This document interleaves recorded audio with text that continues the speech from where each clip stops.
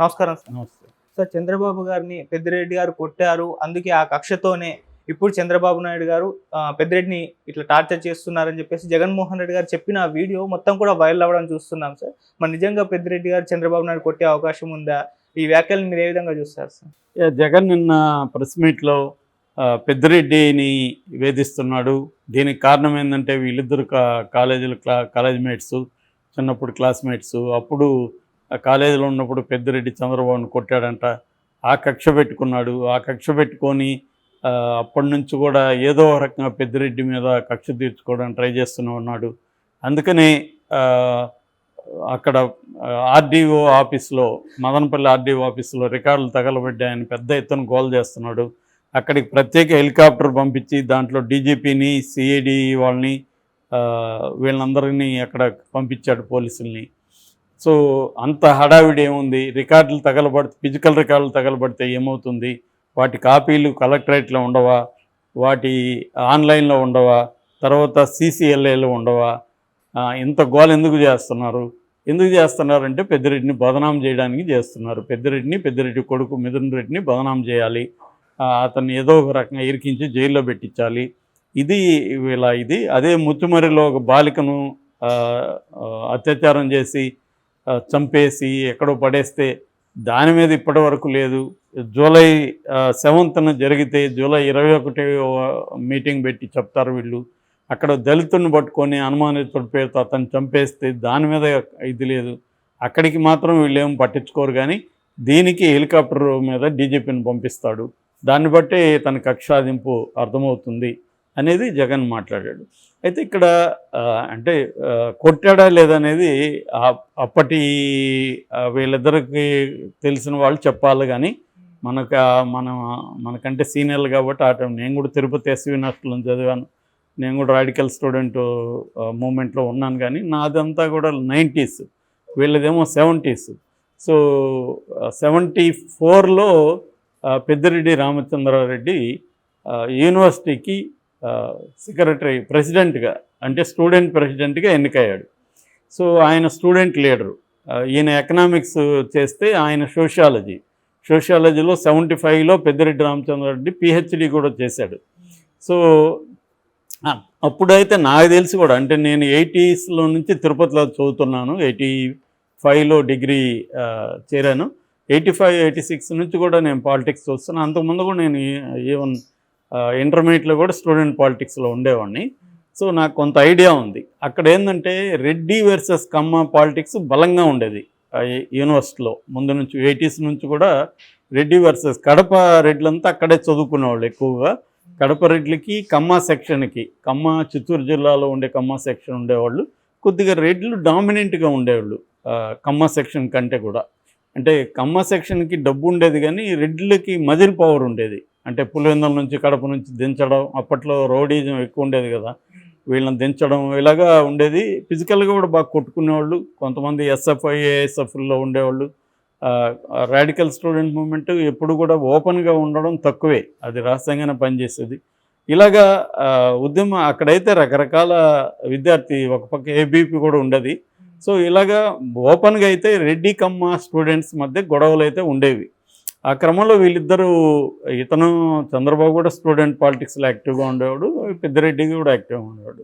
So పెద్దిరెడ్డికి ఏంటంటే చంద్రబాబుదేమో పేద కుటుంబం, 2.5 ఎకరా ఉన్న ఖర్జూర్ నాయుడు కొడుకు చంద్రబాబు, అందరికీ తెలుసు.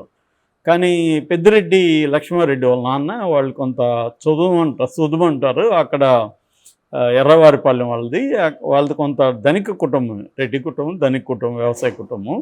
సో అందువల్ల ఆయన కొంత ఇది ఉండేది, ఆ డామినేషన్. కానీ డబ్బులు ఇచ్చి ఒక బ్యాచ్ని మెయింటైన్ చేయడం, ఆ క్రమంలో గొడవలు జరిగి ఉండొచ్చు. కొట్టాడలేదనేది మనకు తెలియదు, జగన్ చెప్పినట్టు మనం చెప్పలేము. ఏదైనా ఘర్షణలు అయితే ఉన్నాయి. అప్పటి నుంచి వీళ్ళిద్దరికి మధ్య ఘర్షణలు ఉన్నాయి. దాని తర్వాత ఈయన కాంగ్రెస్లోకి వెళ్ళాడు చంద్రబాబు. పెద్దిరెడ్డి ఏమో ఫస్ట్ బీజేపీ నుంచి, పీలర్ నుంచి పోటీ చేశాడు. దాని తర్వాత ఆయన కాంగ్రెస్లోకి వెళ్ళాడు, చంద్రబాబు తెలుగుదేశంలోకి వచ్చాడు.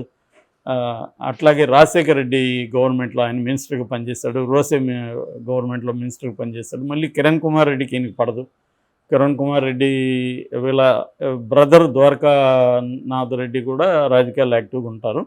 ఆ తర్వాత కొడుకు వచ్చాడు. తర్వాత ఈయన స్టూడెంట్స్ డేస్ తర్వాత Ramachandra Reddy real estate, irrigation projects ఇటు కర్ణాటకలో, తమిళనాడులో, ఆంధ్రాలో చేయడం మొదలుపెట్టాడు. సక్సెస్ అయ్యారు వాటిలంతా. అట్లాగే జగన్ నిన్న చెప్పినట్టుగా పెద్దిరెడ్డి రామచంద్రరెడ్డి ఇప్పటివరకు 7 సార్లు మంచి మంచి మెజార్టీతోనే 7 సార్లు ఆయన ఎమ్మెల్యేగా ఉన్నాడు. ఇక మిథున్ రెడ్డి ఏమో 3 సార్లు ఎంపీగా గెలిచాడు. సో జగన్ అడిగిన ప్రశ్న ఏంటంటే, అంత భయంకరమైన అరాచకాలు చేస్తే 7 సార్లు ఎలా గెలిచాడు, ప్రజలు 7 సార్లు ఎందుకు గెలిపించారు అరాచకాలు చేస్తే అనేది ఇది జగన్ వేశాడు. ఖచ్చితంగా అందులో కొంత ట్రూత్ ఉంది, కొంత అబద్ధం ఉంది. ట్రూత్ ఏంటంటే, ప్రజల మీద అరాచకాలు చేస్తే గెలిపించడం కష్టమే. కాకపోతే ఒక్కోసారి ప్రజల మీద అరాచకాలు చేసిన వాళ్ళు కూడా గెలుస్తారు. ఎందుకంటే వాళ్ళకి భయం ఉంటుంది, కంట్రోల్ ఉంటుంది. అట్లాంటివి కూడా జరుగుతాయి. రెండోది, చంద్రబాబు ప్రధానంగా అతను ఇబ్బంది ఏంటంటే, తర్వాత కాలంలో చంద్రబాబుని విపరీతంగా టార్గెట్ చేశాడు. ఎందుకంటే చంద్రబాబు వ్యూహాల దగ్గర నుంచి అన్ని విషయాలు అతనికి స్టూడెంట్ డేస్ నుంచి తెలుసు కదా. ఇప్పుడు మామూలుగా ఒక ప్రత్యర్థి మన కాలేజ్ మేట్ దగ్గర నుంచి ఉంటే వాళ్ళ న్యూయాన్సెస్, వాళ్ళు ఎలా స్ట్రాటజీలు వేస్తారో అన్నీ తెలుసు. కాబట్టి చంద్రబాబుని దెబ్బతీయడంలో అతను కొంతవరకు కొన్నిసార్లు సక్సెస్ అయ్యాడు. అయితే కుప్పంలో దెబ్బ కొట్టలేకపోయాడు. కుప్పంలో కొంతవరకు స్థానిక ఎన్నికల్లో కొట్టగలిగారు కానీ చేయలేదు.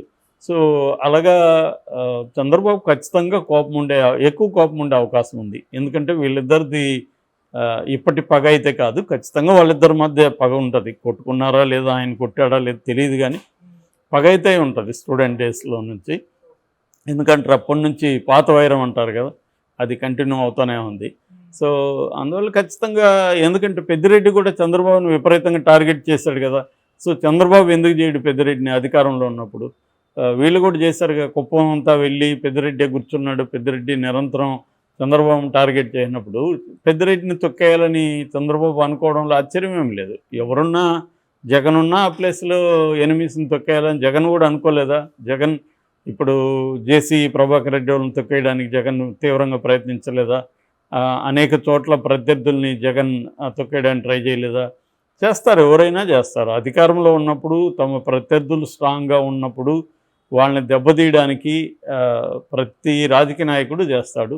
అదే పని చంద్రబాబు ఇప్పుడు చేస్తున్నాడు. కాకపోతే ప్రతిపక్షంలో ఉన్నాడు కాబట్టి జగన్ ఇంకా అలాగే మాట్లాడతాడు. అంటే ఇతన్ని కోపాన్ని ఇచ్చేయడానికి మాట్లాడతాడు. ఖచ్చితంగా మదనపల్లి ఇదనేది కొంత ఫిషీ అంటారు, అట్లా విచిత్రంగానే ఉంది. దానికి అంత ఇంపార్టెన్స్ ఎందుకు ఇస్తున్నారు అనేది మాత్రం క్లియర్గానే ఉంది. పెద్దిరెడ్డిని దెబ్బతీయాలి రాజకీయంగా, అందుకని ఏది దొరికినా దాన్ని పట్టుకొని చంద్రబాబు వెళ్ళే అవకాశం ఉంది.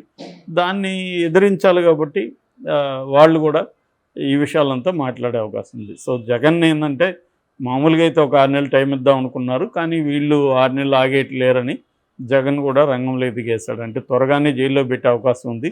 ఎందుకంటే జగన్కి ఇప్పుడు జైలుకి పోతే ఇమ్మీడియట్గా ప్రజల్లో నుంచి పెద్ద స్పందన రాదు. ఎందుకంటే ప్రజల్లో ఇంకా చంద్రబాబు ప్రభుత్వం మీద తీవ్ర వ్యతిరేకత రాలేదు. ఇప్పుడే కదా స్టార్ట్ అయింది 40 రోజులు. ప్రజలు వెయిట్ చేస్తారు ఇంకా, అంటే మనకి పథకాలు ఇస్తారా, ఏం జరుగుతుంది, ఇవన్నీ వెయిట్ చేస్తారు. సో కాబట్టి ప్రజల్లో వ్యతిరేకత వచ్చినప్పుడు చంద్రబాబు జగన్ అరెస్ట్ చేస్తే అప్పుడు కొంత జగన్కి సింపతి వస్తుంది, ప్రజా ఉద్యమాలు నిర్మిస్తూ ఆ క్రమంలో అరెస్ట్ అయితే. ఇప్పటికిప్పుడు అరెస్ట్ అయ్యాడనుకో జగన్కి పెద్ద సింపతి రాదు. రెండోది, జగన్ కేడర్ నాయకులు కకాకులం అయిపోతారు, బీజేపీలోకి వెళ్ళిపోవడం ఇవన్నీ జరుగుతాయి. ఎప్పుడైనా మళ్ళీ జగన్ వస్తాడని ఒక హోప్ ఉంటే జగన్తో ఉంటారు, కానీ హోప్ లేకపోయినప్పుడు జగన్తో ఉంటారు. ఇక్కడ మనకి బీఆర్ఎస్ అదే కనపడుతుంది. కేసీఆర్ ఎప్పుడైతే ఇనాక్టివ్ అయ్యాడో అందరికి హోప్ పోయింది. సో 5 ఏళ్ల తర్వాత కూడా కేసీఆర్ వచ్చే పరిస్థితి లేదు. ఇక్కడ బీజేపీకి కూడా స్ట్రాంగ్గా ఉంది. కాబట్టి బీఆర్ఎస్లో ఉంటే మనకు ఫ్యూచర్ లేదని అటు వెళ్తున్నారు. అక్కడ ఛాన్స్ లేదు. అక్కడ తెలుగుదేశం వాళ్ళు చేర్చుకోరు, జనసేన వాళ్ళు చేర్చుకోరు. బీజేపీ కూడా ఒక 6 నెలల పాటు మారటోరియం విధించింది. ఉన్న ఆప్షన్ కాంగ్రెసే. కాంగ్రెస్లో పోవడం కంటే వైసీపీలో ఉండడం బెటర్ అన్న ఆలోచనతో ఎక్కువ మంది ఉన్నారు. కానీ జగన్ ఒకసారి జైలుకి వెళ్తే మాత్రం ఖచ్చితంగా వాళ్ళు ఇదవుతారు. సో ఇవన్నీ దృష్టిలో పెట్టుకొని జగన్ అగ్రెసివ్గానే ఉందాము, ఒకవేళ అరెస్ట్ చేస్తే కూడా నేను ప్రశ్నిస్తున్నాను కాబట్టి నన్ను అరెస్ట్ చేశారన్న నెరేటివ్ని జనంలోకి తీసుకెళ్ళచ్చు అని జగన్ డిఫెన్స్లో నుంచి అఫెన్స్లోకి వచ్చేసాడు. మామూలుగానే జగన్ టాక్టిక్స్ ఎప్పుడు కూడా అఫెన్సివ్ టాక్టిక్స్. వార్లో ఒక సామెత ఉంటుంది, best form of defence is offence అని. నిన్ను నువ్వు రక్షించుకోవాలంటే నువ్వు ఎనిమి మీద దూకుడుగా వెళ్ళాలి, నువ్వు సైలెంట్గా ఉండే కొద్దీ ఎనిమి వస్తూనే ఉంటాడు అన్న ఒక ఇది ఉందన్నమాట. దాన్ని జగన్ ముందు నుంచి కూడా ఫాలో అవుతాడు. సో ఇప్పుడు కూడా అదే ప్లాన్లో ఉన్నాడు. దాంట్లో భాగంగానే చంద్రబాబుని డిఫేమ్ చేయడానికి పెద్దిరెడ్డి అప్పుడెప్పుడు కొట్టాడు అని చెప్పడం అనేది, సో చంద్రబాబుని డిఫేమ్ చేసి కావాలని పెద్దిరెడ్డిని టార్గెట్ చేస్తున్నాడు అన్న ఒక నెరేటివ్ని జగన్ ప్లాన్డ్గా తీసుకొచ్చాడు.